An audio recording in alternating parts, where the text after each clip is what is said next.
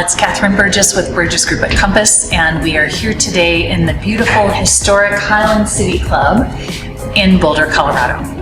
We are taking a look today at 2020, what happened in real estate, and then looking forward on what we can anticipate in 2021. So looking back at 2020, January and February performed very similarly to how they did in 2019, 2018, and previous years. March began our quarantine, which lasted into May, and during that time, the volume of our transactions decreased by 50%. So it was actually fairly robust activity relative to the rest of the nation. But it was like our city of 100,000 without students went down to a city of 50,000. So 50% fewer homes, new listings came to market, 50% fewer under contracts. But the incredible thing was that under contracts and new listings met each other. So our sell-through rate was actually consistent with what we had seen in previous years. That demonstrates the immense stability of the Boulder County market. And once we got through our quarantine, then we saw just a mass of pent-up buyer demand. Tons and tons of people wanting to move here from beyond Boulder. We saw about 50% out-of-state people wanting to move in because of the beautiful quality of life here and the space and the perceived health. And then 50% of people who were just anticipating to sell, or they were prompted to sell because of COVID. So we wound up closing the year with about 5% more transactions than we saw in 2020.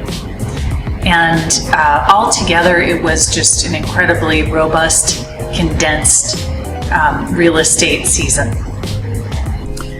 Looking forward into 2021, we know that this huge quantity of buyers that have been on the sidelines and waiting for inventory will begin as soon as we see inventory coming in January. So sellers are they're trying to get to market much earlier than we have seen in previous years. And it is anticipated that the quantity of demand will still outstrip the quantity of supply. So we will see price accelerations as a result. Starting in the midpoint of the year, it's anticipated that the sellers that have been sitting on the sidelines waiting for the right time to sell will be coming to market. Additionally, we'll see those housing starts that began last summer get finished and come to market, and there should be a general easing of the really strong price acceleration in the second half of the year. Buyers, keep in mind that it can be challenging to find a property, but in our practice, we have been getting people under contract on the buy side, 1 or 2 houses a week for years, and we have not seen that slow down with this inventory shortage. So do know that it is possible, it happens all the time. In addition to being possible, you can also find really good buys right now. There are properties that the market has overlooked, and there are pockets of inventory that are, for whatever reason, there's oversupply in this little corner of town, and as a result, that little area functions like a buyer's market in this overall broader seller's market. So don't lose hope. It's a good time to be a seller, but it can be a great time to be a buyer.